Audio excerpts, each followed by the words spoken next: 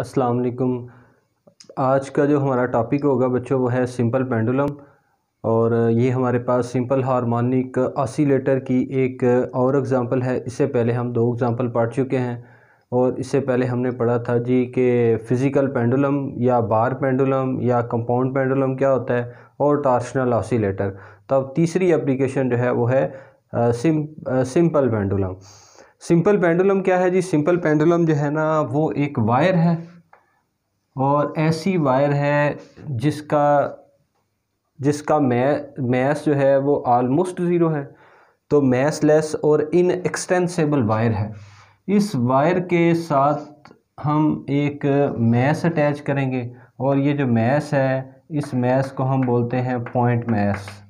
तो point mess है और उसके बाद वायर कैसी है? इनएक्सटेंसिबल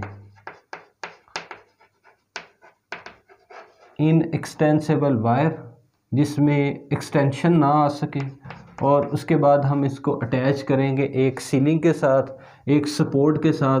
तो ये हमारे पास एक रिजिड सपोर्ट है जिसके साथ हमने इसको अटैच कर दिया। तो अगर बेटा ये जो वायर है इस वायर के साथ जो हमने मैस लगाया है इस मैस का जो वेट होगा वो होगा डाउन साइड पे। तो W = mg डाउन साइड पे वेट और अपोजिट डायरेक्शन में फोर्स ऑफ रिएक्शन। और स्ट्रिंग के अंदर जो फोर्स ऑफ रिएक्शन है इसको हम बोलते हैं टेंशन। तो सिंपल पेंडुलम जो है ना ये क्या है? इस simple pendulum consists of A particle of mass m। और ये जो पार्टिकल है ये पार्टिकल कैसा है? इस पार्टिकल को हम कहते हैं बॉब। तो अगर आइडियल पार्टिकल है तो आइडियल पार्टिकल जो है ना इसको हम कहेंगे कि ये मैस है, आइडियल पार्टिकल जो कि मैस होगा। और अदरवाइज़ हम इसके साथ एक बॉब जो है वो लगाएंगे। और बॉब क्या होगा? बॉब जो है वो एक मेटल है, एक सफ़ेयर है। तो मेटल सफ़ेयर है, इसको हम बॉब बोलेंगे। उसके बाद ही suspended from one end of an unstretched massless string of length L। तो स्ट्रिंग जो है इसकी लेंथ को हमने नाम क्या दिया हुआ है? लेंथ L का नाम दिया हुआ है। और स्ट्रिंग की जो हम लेंथ लेंगे ये हम लेंगे जी जहाँ से हमने इसको फिक्स किया है। और उसके बाद ये एक तो धागे की लेंथ, वायर की लेंथ, और दूसरा जो है इस बॉब का जो रेडियस बनेगा, रेडियस तक की लेंथ जो है वो हम कंसीडर करते हैं। क्योंकि अगर ये बॉब है तो इस बॉब का सारा जो मैस होगा ना वो सेंटर पे कंसंट्रेट होगा। तो जहाँ तक टोटल मैस कंसंट्रेट है, जहाँ पे इसका सेंटर ऑफ मैस आएगा, सपोर्ट से लेके सेंटर ऑफ मैस तक की लेंथ जो है वो हम कंसीडर करते हैं और इसको हमने नाम दे दिया है length L। That is fixed. तो स्ट्रिंग को हमने फिक्स किया है at the other and with rigid support. तो एक रिजिड सपोर्ट के साथ जो है हमने यहाँ पे इसको फिक्स कर दिया। और रिजिड सपोर्ट जो है ये कैसी होनी चाहिए? रिजिड सपोर्ट जो है ये फ्रिक्शनलेस होनी चाहिए। अब हम देखेंगे जी इसकी वर्किंग। तो वर्किंग के लिए है figure shows A pendulum of mass m and length L in the displaced position from its mean position. Mean position जो है वो कौन सी है? मीन पोजीशन जो है वो है इक्विलिब्रियम पोजीशन। तो इक्विलिब्रियम पोजीशन के ऊपर मैस जो है इसको हमने फिक्स किया हुआ है और अब हमने इसको डिस्प्लेस करना है। तो हम ये कह लेते हैं जी कि ये जो सपोर्ट है इस सपोर्ट के साथ हमने ये जो मैस रखा था, इस मैस को ये जो मैं डॉटेड पोर्शन से बता रहा हूँ ये है जी इसकी इनिशियल पोजीशन। और इस इनिशियल पोजीशन को हम नाम दे देते हैं O का। तो जैसे ही हम इसके ऊपर फोर्स अप्लाई करेंगे मैस जो है ये डिस्प्लेस होगा और इस मैस को हम डिस्प्लेस करके लेके जा रहे हैं किसी नेक्स्ट पोजीशन पे। और ये जो नेक्स्ट पोजीशन है इसको आप नाम दे दें पोजीशन A का। तो ये आपके पास A पोजीशन पे हमने इसको डिस्प्लेस कर लिया। और कहाँ तक डिस्प्लेस किया है? Through small angle theta. तो मैस जो है अब जब ये किसी नेक्स्ट पोजीशन A पे आया अब इस मैस का जो वेट होगा वो होगा डाउन साइड पे, तो वेट mg डाउन साइड पे, और इस स्ट्रिंग के अंदर जो अपोजिट डायरेक्शन में फोर्स ऑफ रिएक्शन होगी ये होगी tension. The two forces acting on the pendulum in the displaced position, तो जब हम मैस को किसी नई पोजीशन ए पे लेके आ रहे हैं जो कि डिस्प्लेस पोजीशन है, इस पे दो फोर्सेस जो है वो लगेंगी। कौन सी फोर्स लगेगी जी? एक तो वेट mg है, weight mg acting vertically downward, तो डाउन साइड पे फोर्स लग रही है, और दूसरा जो है फोर्स लग रही है force of tension in the string upward direction, या आप ये कह लो इन दी अलोंग दी स्ट्रिंग। तो अलोंग दी स्ट्रिंग जो फोर्स लग रही है वो फोर्स ऑफ टेंशन है। नेक्स्ट स्टेप आपने ये करना है कि ये जो हमारे पास है ना वेट, इस वेट को हमने इसके कंपोनेंट्स में रिजॉल्व करना है। तो इसको आप एक्सटेंड कर लें, ये एंगल थीटा, तो यहाँ पे भी जो एंगल बनेगा वो होगा थीटा।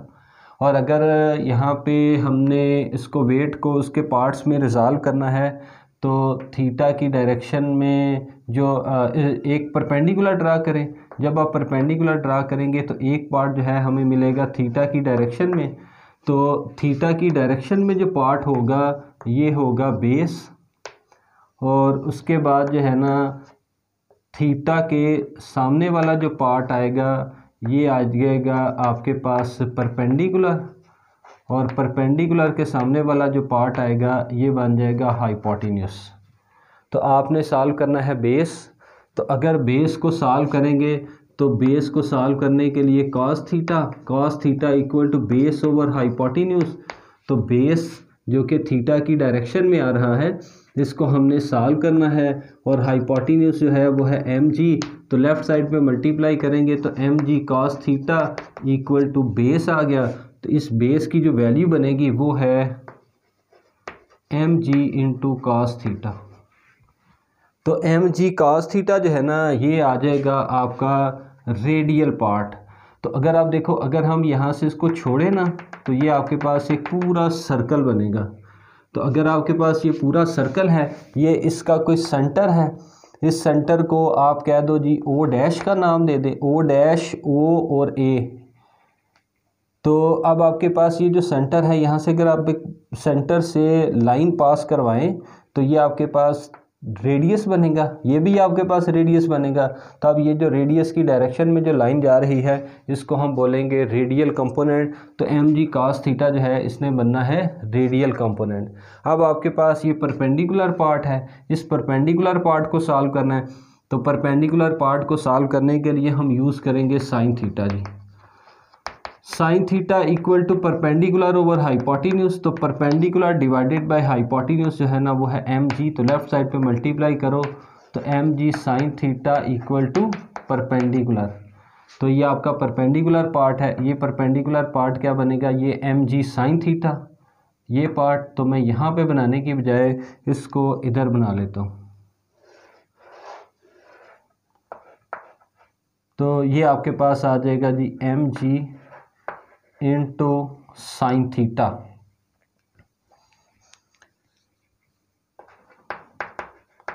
तो mg साइन थीटा जो है ना ये आपके पास आ जाएगा, अगर आप इस सारे को मिलाएं तो ये आपके पास एक कर्व्ड पाथ आएगा। इस कर्व्ड पाथ के ऊपर एक लाइन आ रही है जो कि कर्व्ड पाथ को किसी एक पॉइंट पे टच कर रही है, और इसको हम बोलते हैं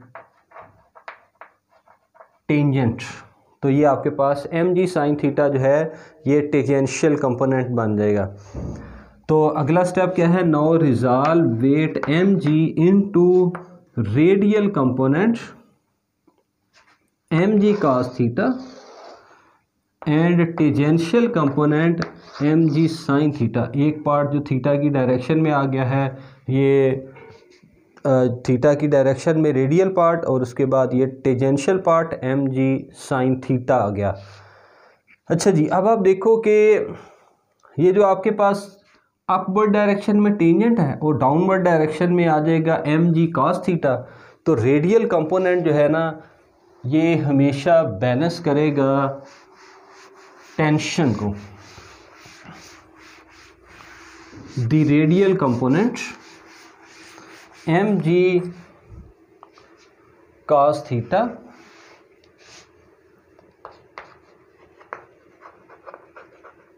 the radial component mg cos theta will always balance the tension T in the string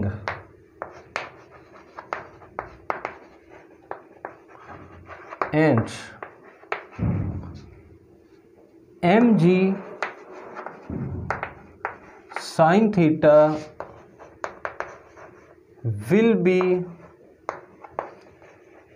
responsible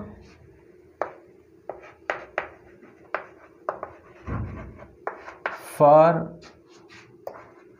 restoring force. तो एम जी साइन थीटा जो है ये रिस्टोरिंग फोर्स बनाएगा, या हम इसको बोलेंगे M G sine theta will responsible for restoring torque.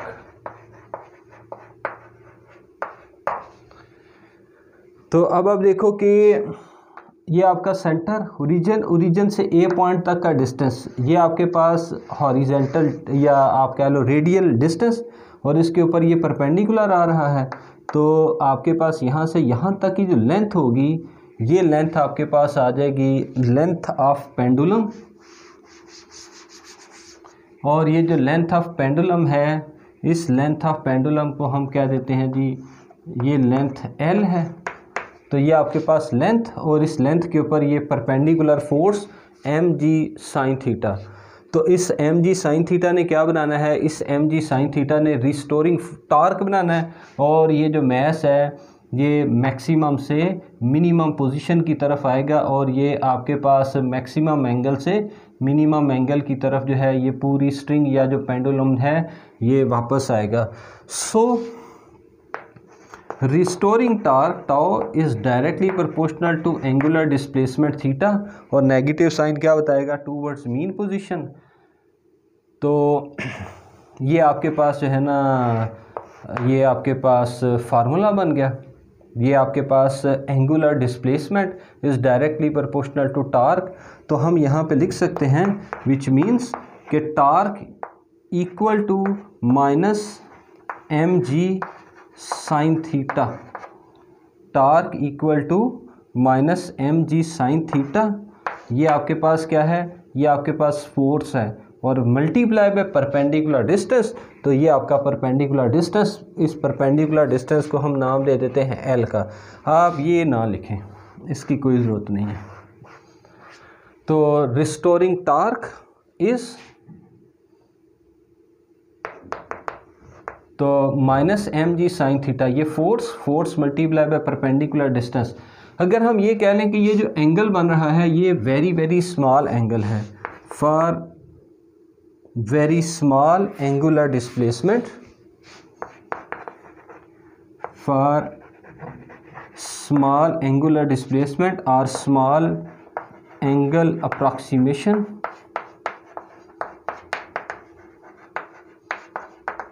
is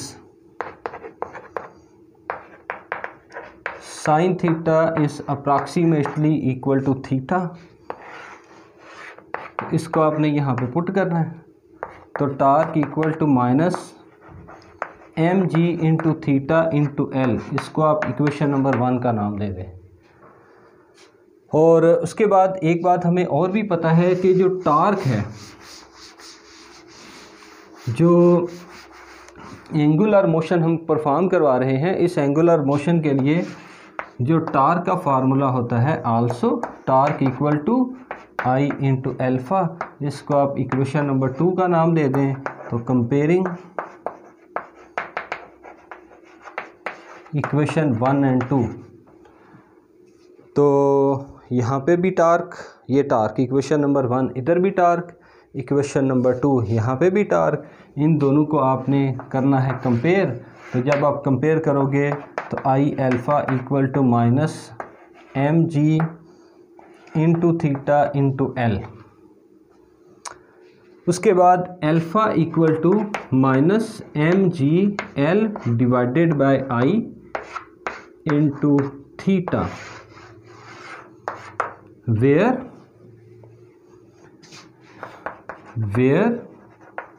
alpha equal to angular displacement, और एंगुलर डिस्प्लेसमेंट हमें पता है, इससे पिछले टॉपिक्स में हमने इसको सॉल्व किया था। तो ये होता है डी स्क्वायर थीटा बटा डी टी स्क्वायर।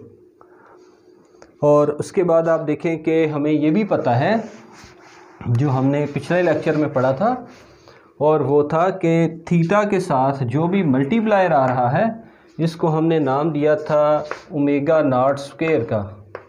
तो omega not square equal to minus M G L बट्टा आई, जो कि मोमेंट ऑफ इनर्शिया होगा।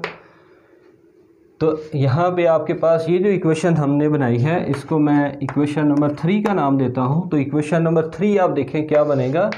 इक्वेशन नंबर 3 है अल्फ़ा की जगह आ जाएगा D square theta divided by D T square equal to minus omega not square into theta.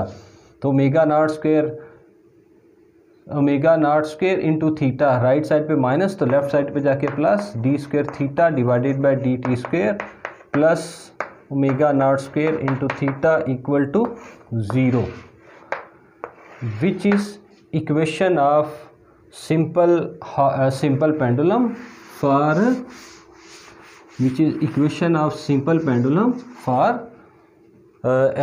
और इन एंगुलर फॉर्म। तो ये एंगुलर फॉर्म में हमने सिंपल पेंडुलम की इक्वेशन जो है इसको सॉल्व कर लिया।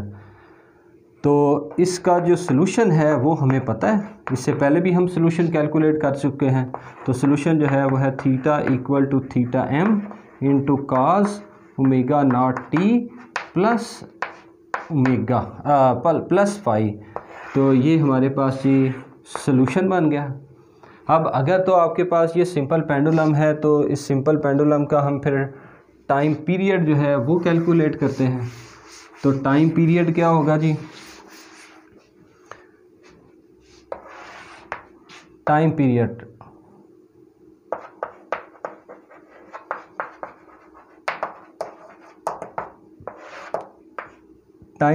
t equal to 2 pi over omega, ये आपके पास टाइम पीरियड आ गया।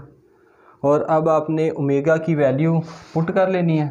तो वैल्यू आ जाएगी 2 पाई डिवाइडेड बाय ओमेगा। ओमेगा कितना है, सॉरी यहाँ पे मैंने ओमेगा स्क्वायर लिखा है, माइनस नहीं लिखना।